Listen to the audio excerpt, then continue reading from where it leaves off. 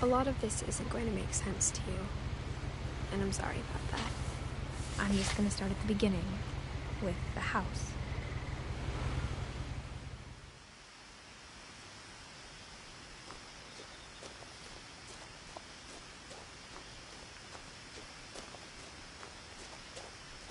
I lived here until I was 11, but I wasn't allowed inside half the rooms.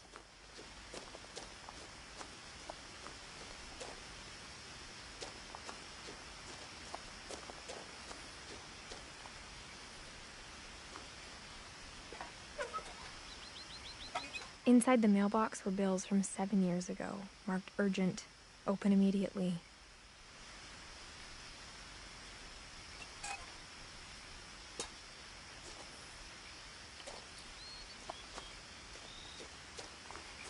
I hadn't been back since my brother Lewis's funeral.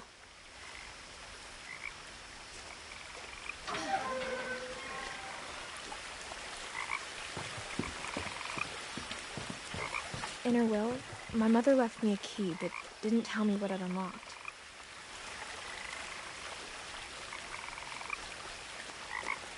Maybe she thought I'd know, or she thought that the mystery would be enough to bring me back.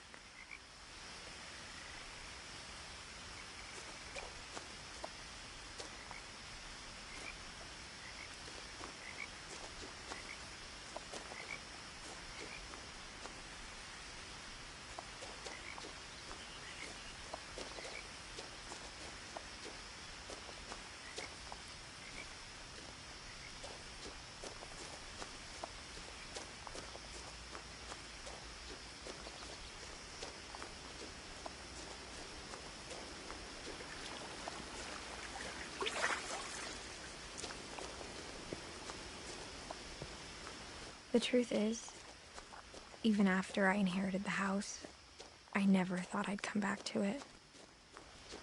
But now I had questions about my family that only the house knew the answers to.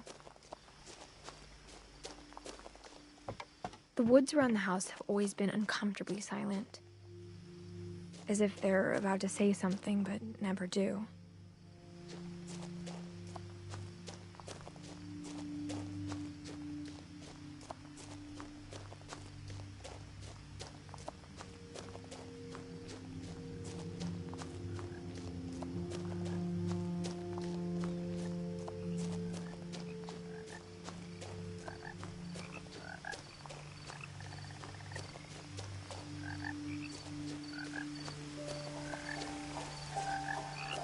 The house was exactly like I remembered it, the way I'd been dreaming about it.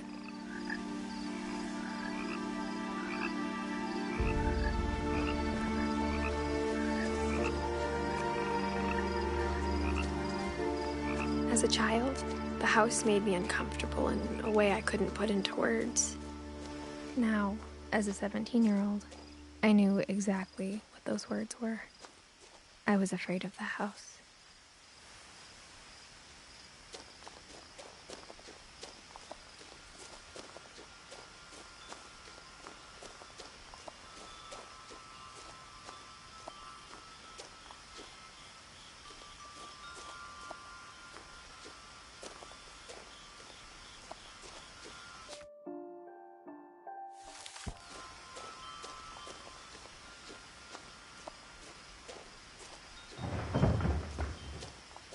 I heard something moving around in the garage.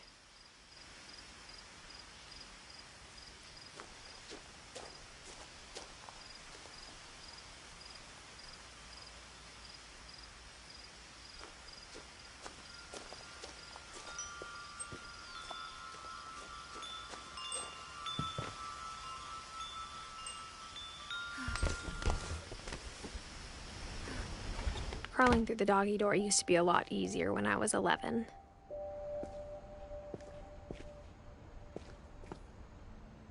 The power had been turned off the night we left.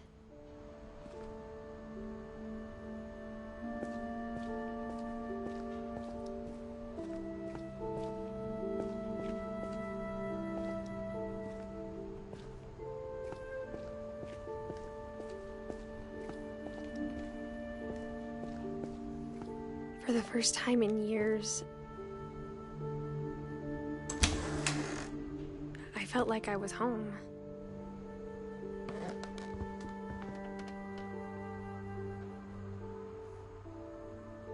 But instead of a family, there were just memories of one.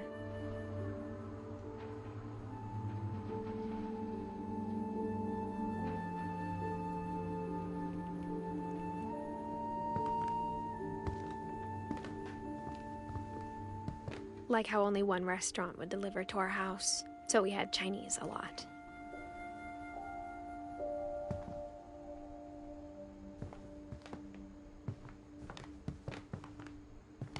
Or how after Louis started working at the cannery, we all got sick of eating salmon. Except our cat, Molly.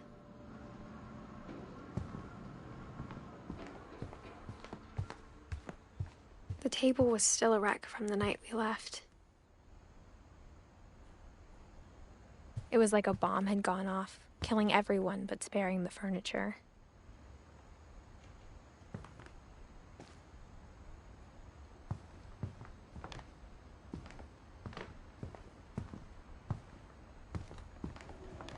My mom was the only one of us who could imagine Great-Grandma Edie living in a nursing home.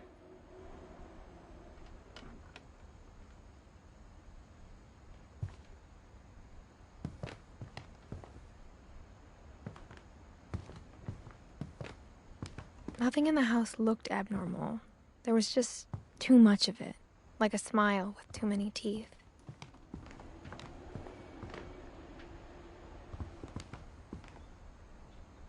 Even the fireplace had a story. Edie told me the bricks came from the original house, after it sank.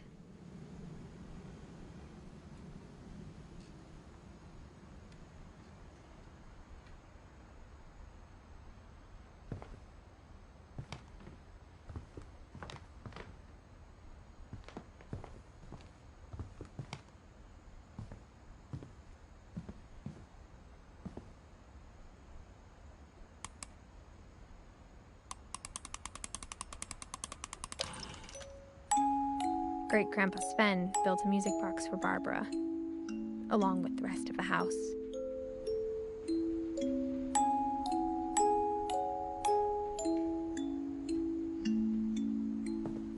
Mom always told me to stay out of the basement, so I wasn't too surprised when the key didn't fit.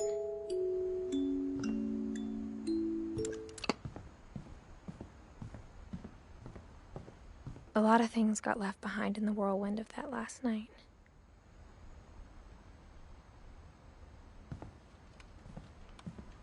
My mom wasn't much of an optimist, but she never stopped believing that my brother Milton was alive.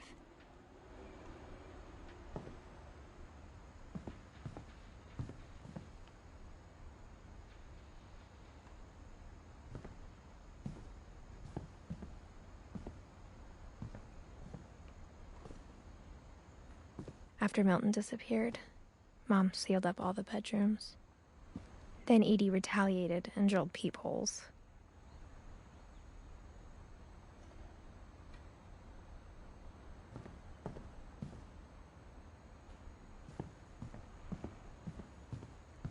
Whenever people ask me about my family, the first thing they always want to know about is Barbara.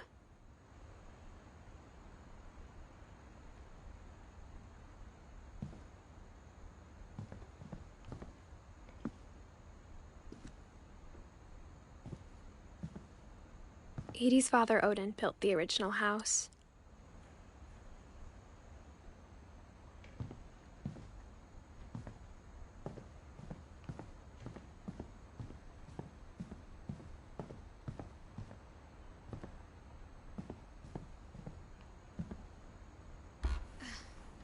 My Grandpa Sam spent 7 years sharing a room with his dead brother, Calvin.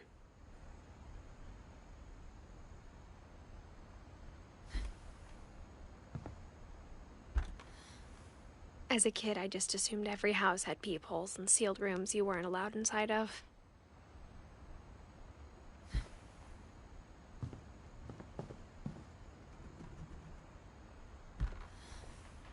The last time I was in Edith Sr.'s room, I was 10 and she was painting my portrait.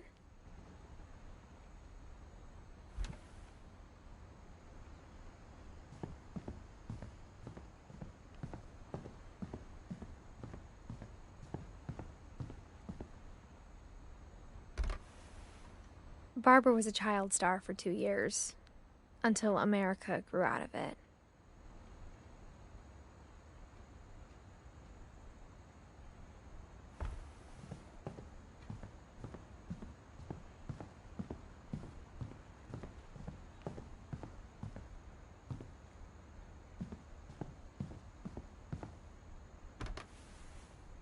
Molly always seemed like a girl I could imagine being friends with, if she hadn't died in 1947.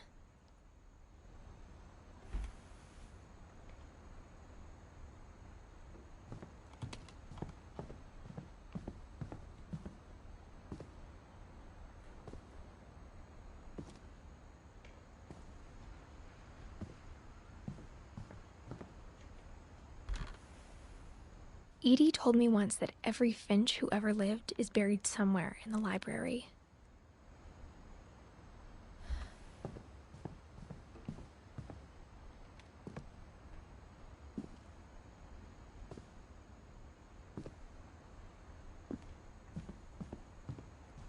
I spent a lot of time playing in Great Uncle Walter's room.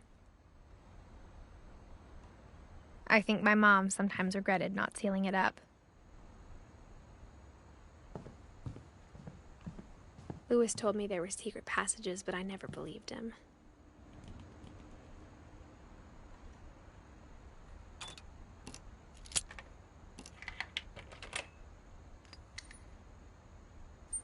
Turns out, my mom was really good at keeping secrets.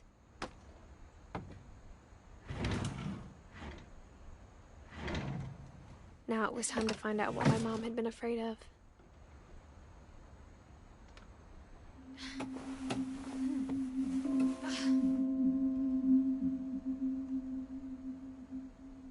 From the paintings on the wall, it was clear my brother Milton had been here before me.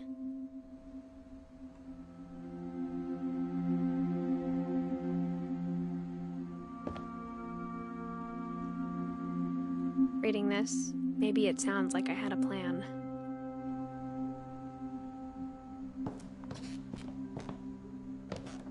But I had no idea what was behind that door.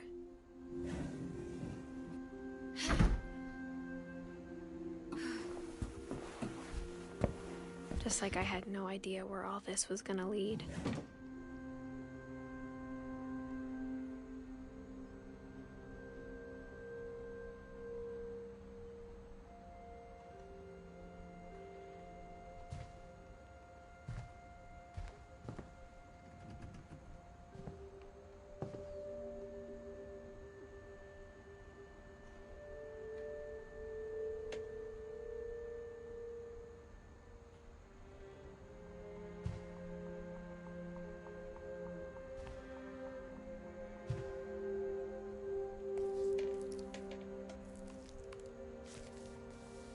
December 13th, 1947.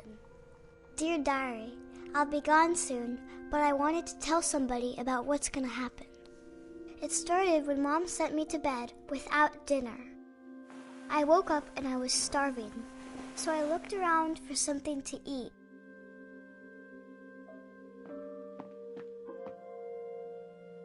The gerbil food was dry, but I didn't mind it.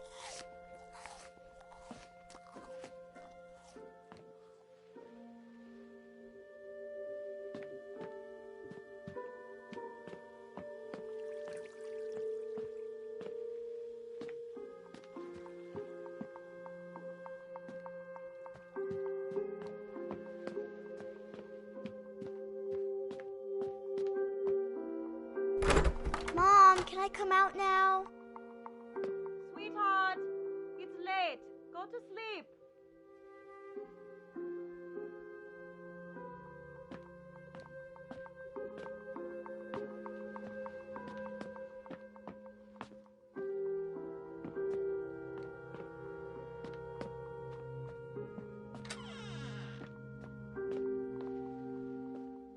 I kept eating and eating.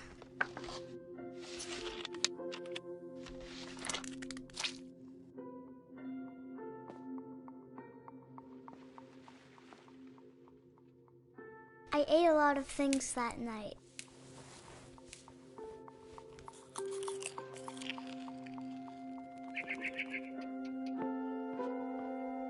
Then I heard chirping outside my window. It was a barn swallow going back to her nest. I reached out for her.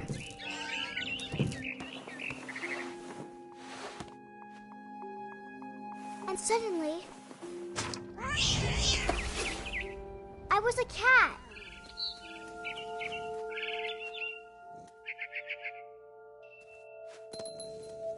I tried to be quiet, but the bird was really scared.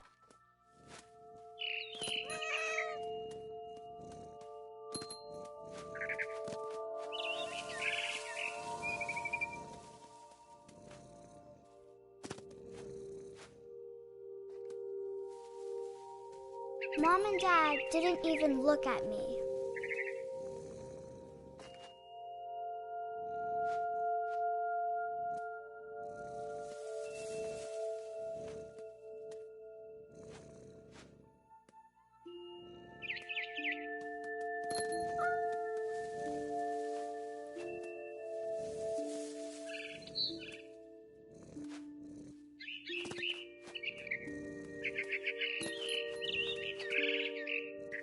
I jumped and I almost got her.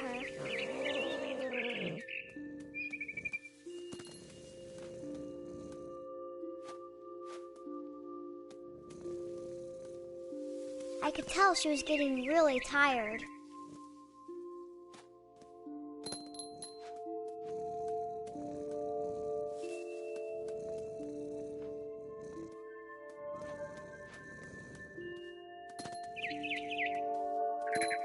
Now I was up in the big tree. I promised Dad I wouldn't climb it anymore. All I cared about was eating that mama bird. I gobbled her up. And suddenly, I was an owl. First, all I heard was the wind. Then I heard little teeth nibbling in the grass.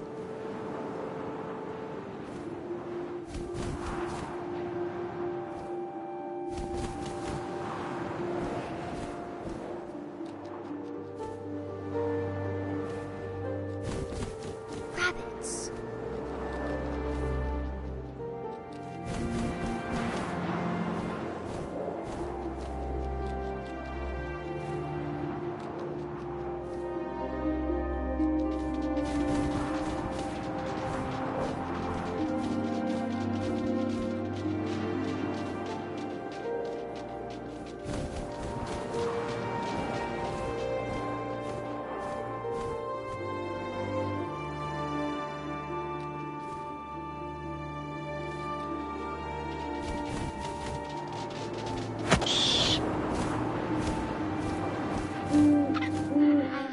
His face looking up and seeing mine through my talons.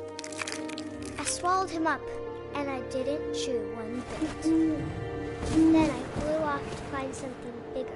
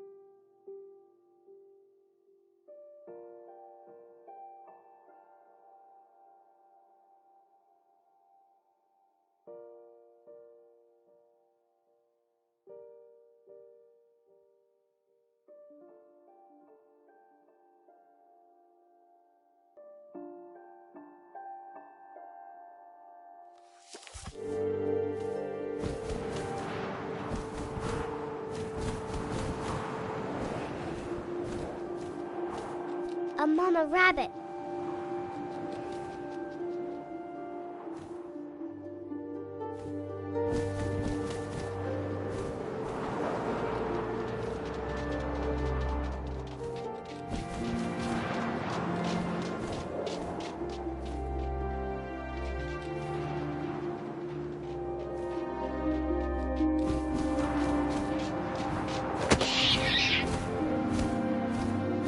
She was almost too big to carry.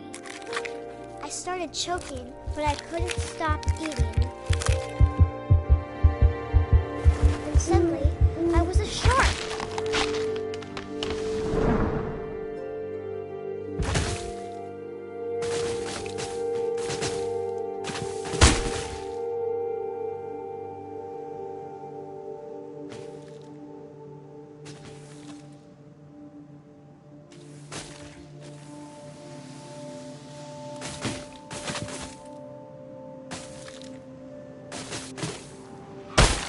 I rolled off a cliff and into the ocean.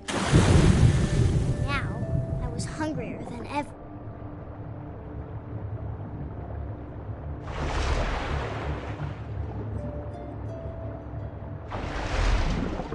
I wanted fat, juicy seals.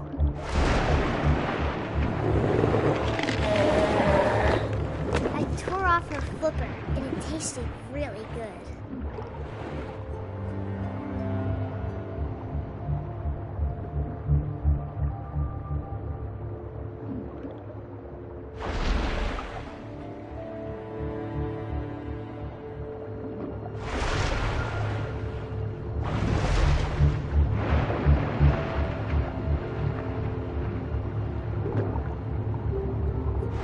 Grabbed on tight. When I was so hungry, I jumped out of the water. When I opened my eyes, everything had changed.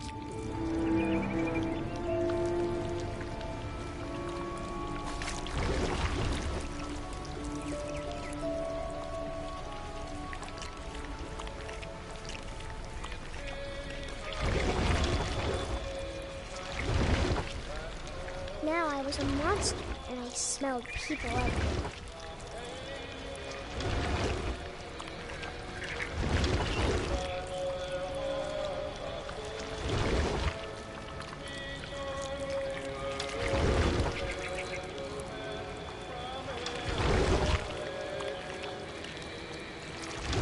I was big, but I moved real quiet.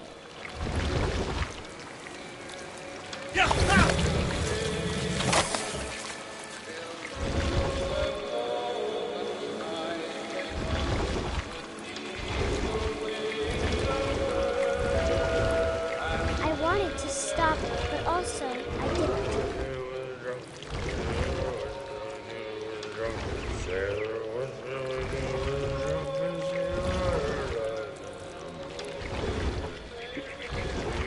Belly with a rusty razor, belly with a rusty razor, belly with a rusty razor.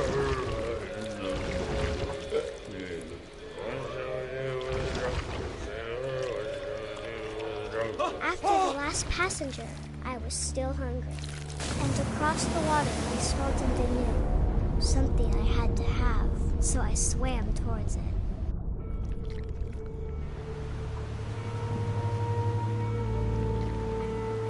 I slithered onto the sand, and the good smell went into an old pipe.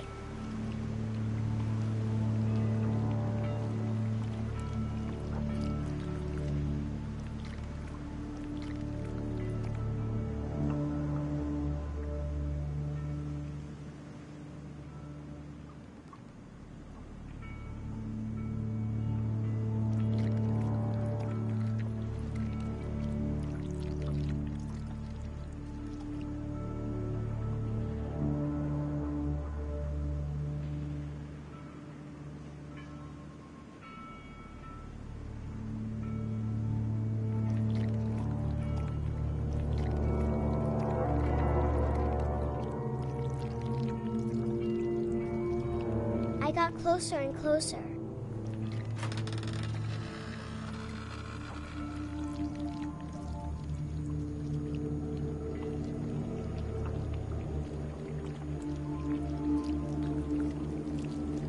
all of my stomach started growling. And suddenly, I was me again. I held my breath for a long time, but I couldn't hear anything. I think it's waiting for me to fall asleep. But it's not going to wait much longer. It needs to feed, and we both know I will be delicious.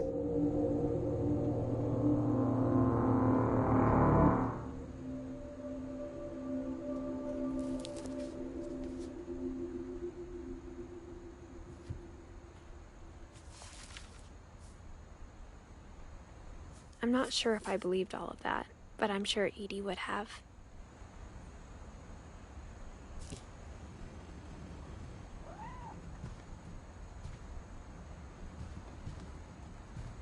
I can't describe it, but I felt like some part of Molly was still here. I grew up looking at Molly's room through the peephole.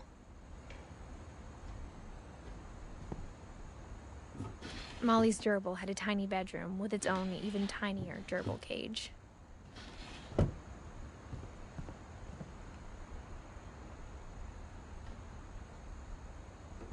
Being inside for the first time, I felt like I'd stepped behind a painting.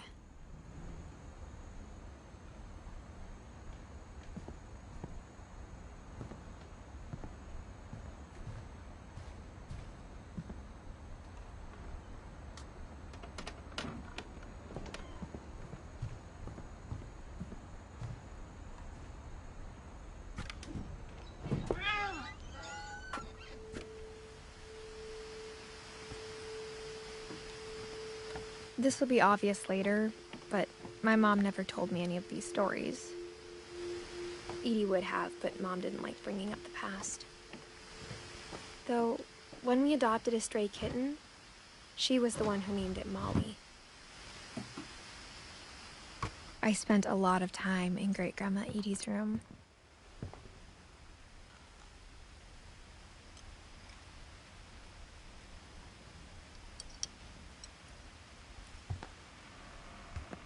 Her room was like a museum.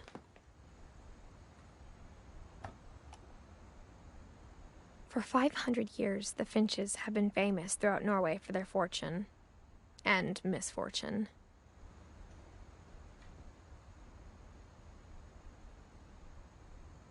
Odin Finch buries the latest victims of the family curse, his wife Ingeborg and their newborn son, Johan. On January 7th, 1937, he set sail with his family and his house, hoping to leave the curse behind. But 40-foot waves off the coast of Washington send the house and Odin to the bottom of the sea. Odin's daughter Edie, with husband Sven and baby Molly, step ashore on their new home, Orcas Island. Odin Finch is the first to be buried in the new family cemetery. His daughter Edie is already dreaming of a new Finch house.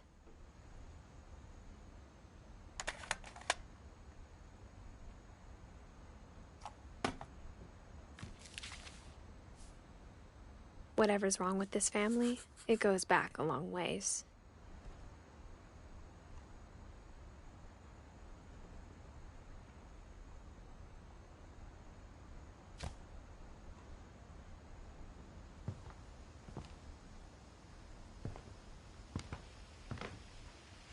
Louis died a week before we left, but Edie had already started to memorialize him.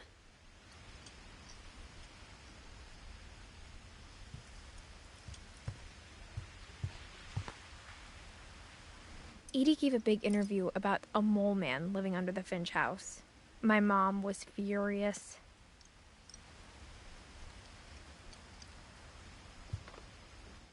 I hadn't thought of myself as Edith Jr. for a long time.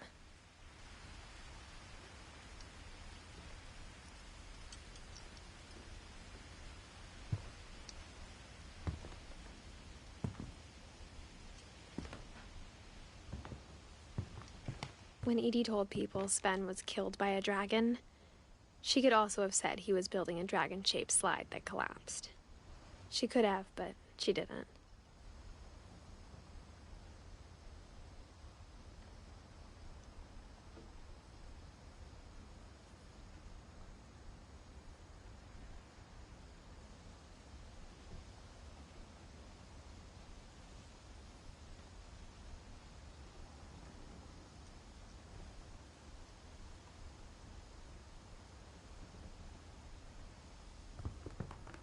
even in her 90s.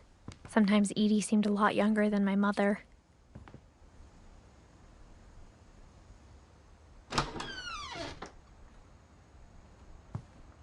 The only trace Grandpa Sam's first wife, Kay, left on the house was the pink bathroom. It was a pretty big trace.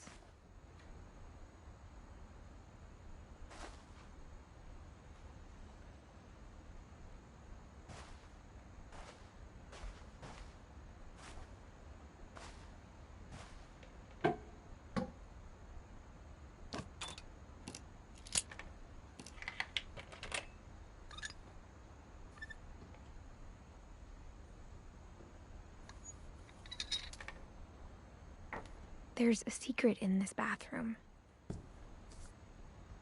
It's in the last place you would look. It isn't in the cupboard. It's hidden in this book.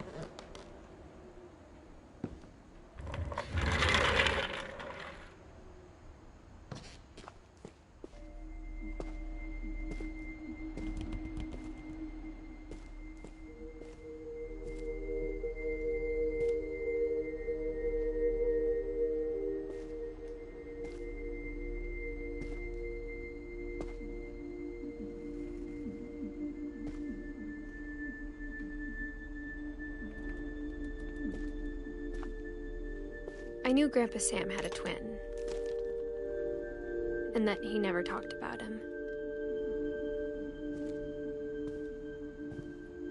I guess my grandpa didn't like history any more than my mom did.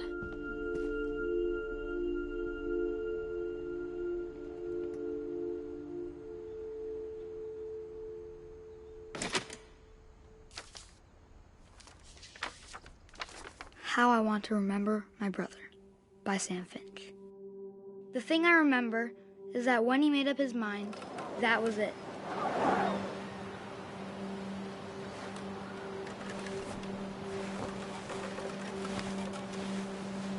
My brother said he'd die before he ate another mushroom, and he did. At Barbara's funeral, we swore we'd never be afraid again, and he wasn't. I think Calvin always wanted to fly. Sam! Calvin! Dinner's ready! Coming! But that day, he finally made up his mind to do it. I told him going around was impossible. Maybe if I hadn't said that,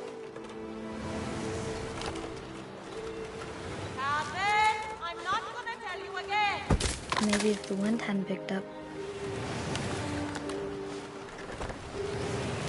then maybe he'd still be here. But I doubt it. I think he'd already made up his mind. That's what I want to remember about my brother.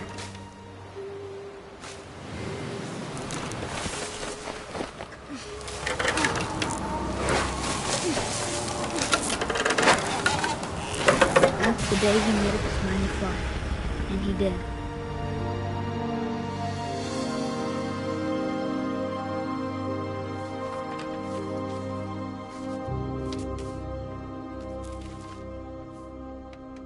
Calvin's story felt strangely familiar. When I was younger, I remember trying to do the exact same thing.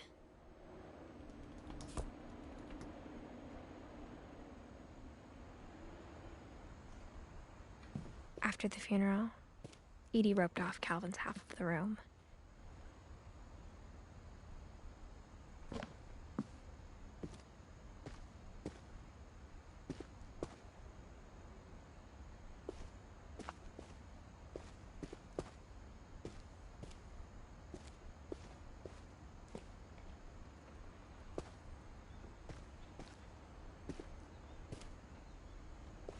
Mom said Grandpa Sam enlisted at 18 and never set foot in the room again.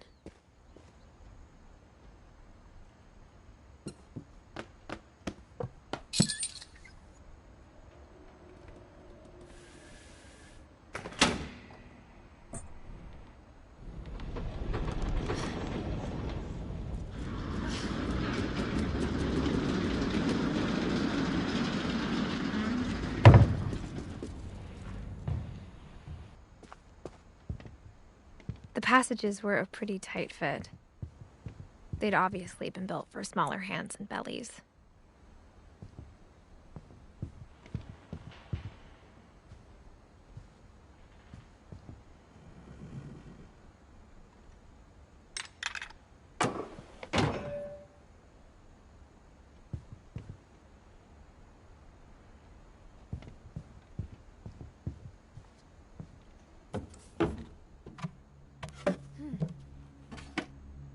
Growing up, I always thought of Barbara as a child star.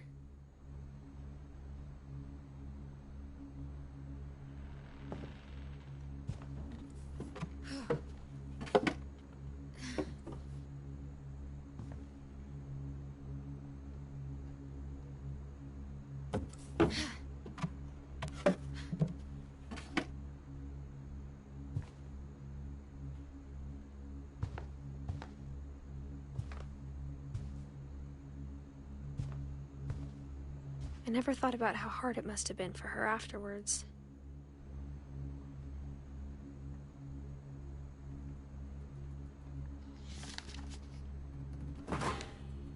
Of all the stories people wrote about Barbara's death, I'm surprised Edie saved this one.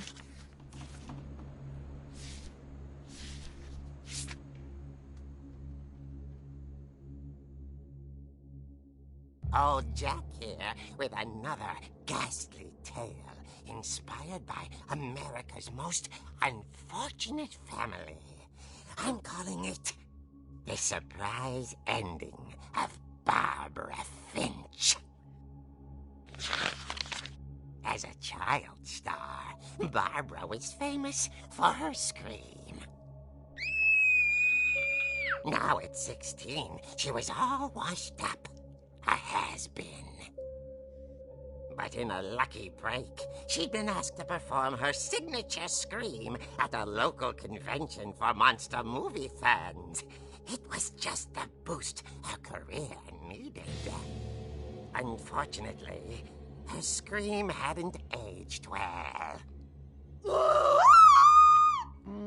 Getting better. I think you just need the right motivation. Her biggest fan and current boyfriend, Rick, was about to demonstrate when... Now that was a great scream. It was Barbara's father, Sven. He'd slipped into a table saw and had to be rushed to the emergency room. So Barbara got stuck babysitting her youngest brother, Walter. Her convention comeback was cancelled. Okay, I'm hearing frustration, but I'm not hearing terror. What if I tried... A gang of hoodlums in Halloween masks have been terrorizing Orcas Island tonight. Police are urging residents to... That came from the basement. You're right! Also, I loved your delivery on that. Why is your basement door locked? Because my dad likes making puzzles and secret passages. There's a key hidden in the music box. The secret is to keep winding and winding until finally the key pops out. Thanks, babe. I'll be back in a sec. 20 minutes later, Rick hadn't returned. So Barbara went to look for him, right on cue. She reached for the music box. And as she wound the key, she listened for Rick, but the house was silent.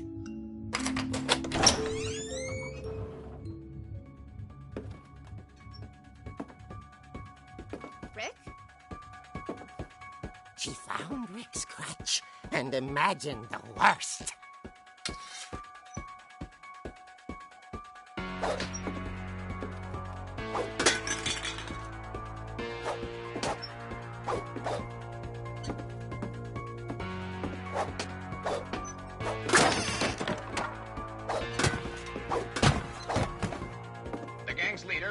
infamous Hookman killer, Dr. Carl Hamill, who impaled and then ate his family 10 years ago tonight.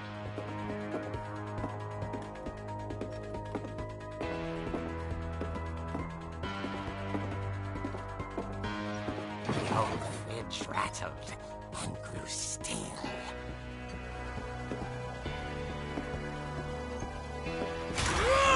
Oh dear! Oh! Rick? Barb, relax. I was just trying to scare you to help you find your scream. Well, I'm not scared, Rick. I'm furious. Then act furious. All I'm getting from you now is that you're hurt and confused and you... She threw him out, but she kept a little something to remember him by. Barb, have you seen my other crutch? And she was still holding it when she fell asleep watching the late picture show. Hours later... Barbara! Walter, what's going on up there? Ah! Okay, I'm coming up, but if this is a trick, you're dead, Walter.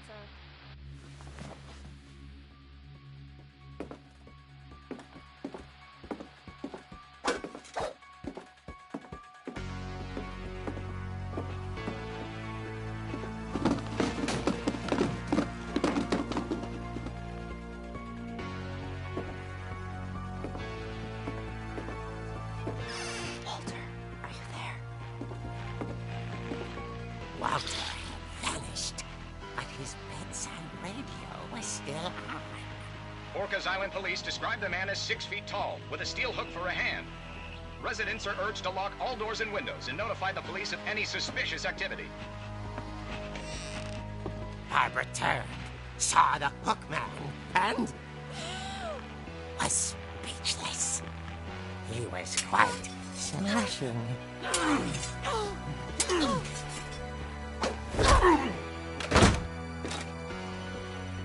he was. He couldn't get enough of Barbara. Okay, Barbara, there's gotta be another way out of here.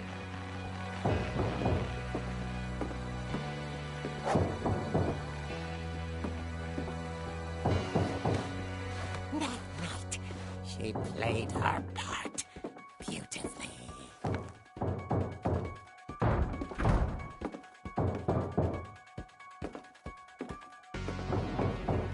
Molly's door hadn't been opened in years. The hinges groaned.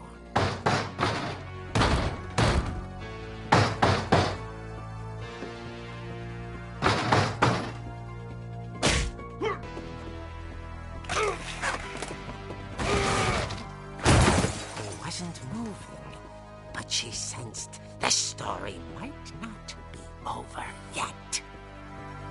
The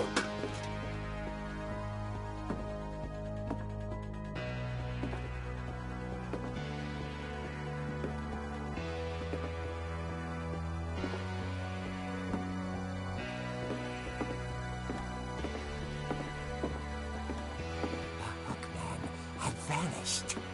She listened for his breathing, but all she heard was...